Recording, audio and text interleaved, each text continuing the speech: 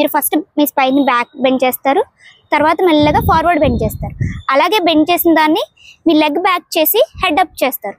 So ఈ 3 ఆసనాస్ ఒక circle లాగా ఇంటర్లింక్డ్ గా కనెక్ట్ అయ్యి ఉన్నాయి. మీరు యోగా అనేది పొద్దున్న లేవగానే చెయ్యాలి లేదంటే ఈవినింగ్ చెయ్యాలి ఇలాంటి రెస్ట్రిక్షన్స్ ఏం పెట్టుకోకుండా ఆట ఆడిస్తూ ఉంటుంది మీ బ్రెయిన్ మీతో. అలా నమస్కారం, ఈరోజు ఈ వీడియోలో నేను మీకు ఒక 3 ఆసనాలు చెప్పబోతున్నాను. ఈ 3 ఆసనాలు మీ స్పైన్ ఇంకా లెగ్ లో ఉన్న నర్వ్స్ కి ఒక మంచి స్ట్రెచ్ ఇచ్చి లాంగ్ టర్మ్ లో మీరు రోజు కనుక ఈ ఆసనాస్ ప్రాక్టీస్ చేసినట్టయితే ఒక మంచి ఫ్లెక్సిబిలిటీని క్రియేట్ చేసి మీ స్పైన్ ఇంకా లెగ్ మజిల్స్ ని స్ట్రెంగ్తెన్ చేయడానికి యూజ్ అవుతాయి. సో ఇప్పుడు అవి ఎలా వేయాలో నేను చెప్తాను. ఈ ఆసనాస్ మీరు డైలీ కనుక ప్రాక్టీస్ చేసినట్టయితే నేను ఫ్యూచర్ లో చెప్పబోయే సూర్య నమస్కారాస్ కి ఇవి ఎంతో ఉపయోగపడతాయి. ఈ సిరీస్ లో ఫస్ట్ వచ్చేసి ఉత్తాన హస్తాసన. ఉత్తాన హస్తాసన అంటే మన 2 చేతులు పైకి పెట్టి మన బ్యాక్ ని బ్యాక్వర్డ్ బెండ్ చేస్తాము. దీంతో మన స్పైన్ కి ఒక మంచి స్ట్రెచ్ దొరుకుతుంది. ఇప్పుడు అది ఎలా చేయాలో చెప్తాను. ఫస్ట్ స్టార్టింగ్ పొజిషన్, 2 కాళ్ళని జతగా ఉంచి బొటన వేళ్ళ మధ్యలో గ్యాప్ వచ్చేటట్టు వి షేప్ లో నుంచోవాలి. వెన్నుని తలని స్ట్రైట్ గా పెట్టి నమస్కార ముద్రలోకి రావాలి.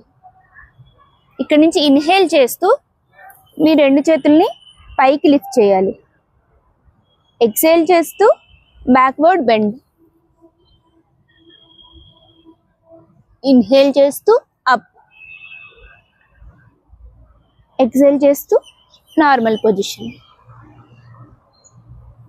సో ఇది ఉత్తాన హస్తాసన. ఇది ఎలా చేయాలో మళ్ళీ ఒకసారి నేను వర్బల్ గా చెప్తాను, వినండి. మీరు ఫస్ట్ నమస్కార ముద్రలోంచి నుంచున్న తర్వాత ఇన్హేల్ చేస్తూ మీ 2 చేతుల్ని పైకి తీసుకుని వెళ్తారు.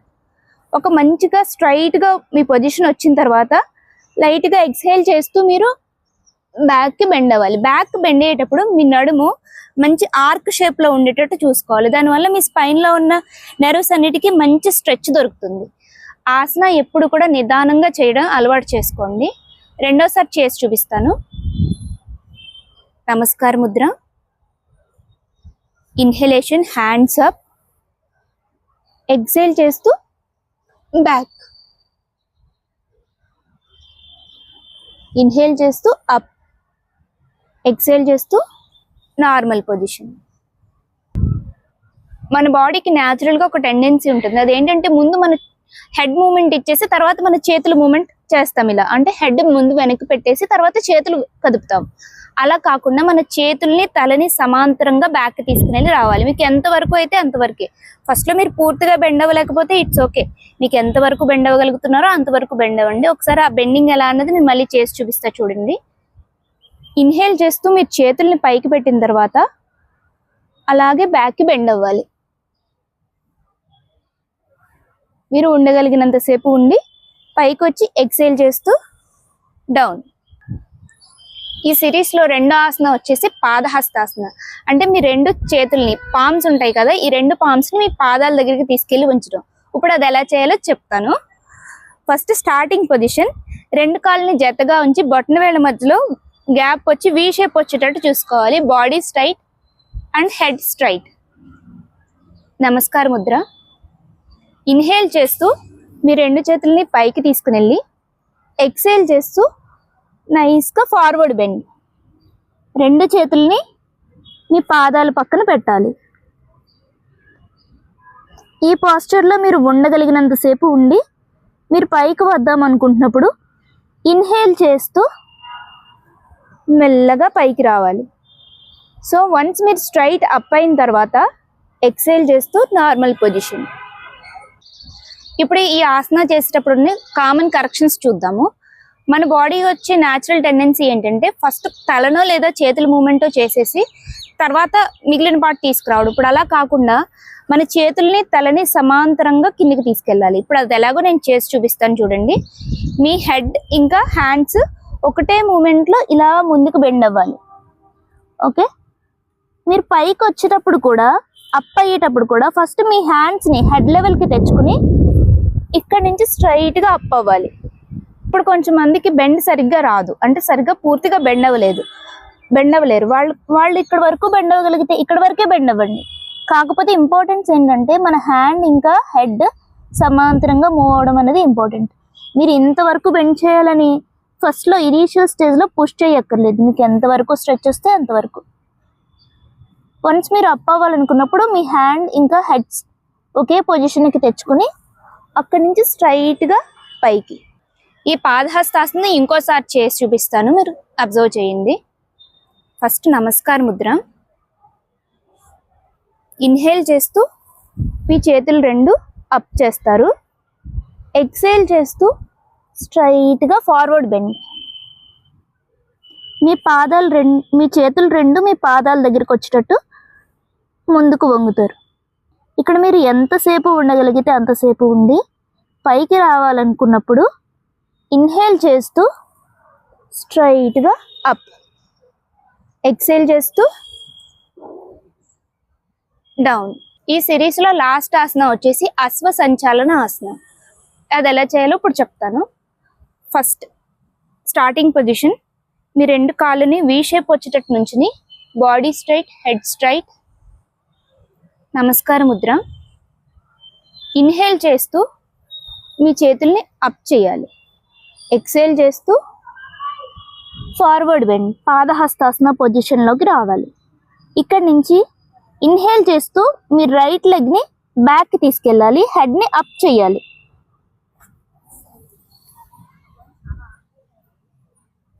ఇక్కడ మీరు ఉండగలిగినంతసేపు ఉండి ఎక్సేల్ చేస్తూ అగైన్ పాదహస్తాసనం. ఇప్పుడు ఈ పాదహస్తాసన పొజిషన్ నుంచి ఇప్పుడు లెఫ్ట్ లెగ్ని బ్యాక్ తీసుకెళ్ళి హెడ్ అప్ చేస్తాం. ఇన్హేల్ చేస్తూ left leg back, head up. ఇక్కడ ఉండగలిగినంతసేపు ఉండి ఎక్సేల్ చేస్తూ అగైన్ పాదహస్తాసనం. ఇన్హేల్ చేస్తూ అప్, ఎక్సేల్ చేస్తూ నార్మల్ పొజిషన్. ఓకే, అశ్వ సంచాలనాసనం ఇంకొకసారి చేసి చూపిస్తాను, క్లియర్గా అబ్జర్వ్ చేయండి. ఫస్ట్ స్టార్టింగ్ పొజిషన్, నమస్కార ముద్ర. ఇన్హేల్ చేస్తూ రెండు చేతుల్ని పైకి తీసుకుని వెళ్ళాలి. ఎక్సేల్ చేస్తూ డౌన్. ఇప్పుడు ఇన్హేల్ చేస్తూ మీ right leg back and head up.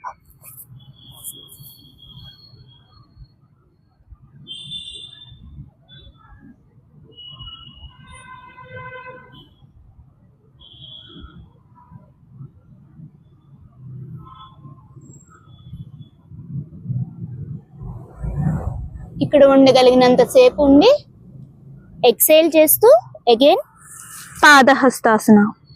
ఇప్పుడు లెఫ్ట్ లెగ్తో ఇదే ఆసనాన్ని రిపీట్ చేస్తాం. ఇన్హేల్ చేస్తూ left leg back, head up.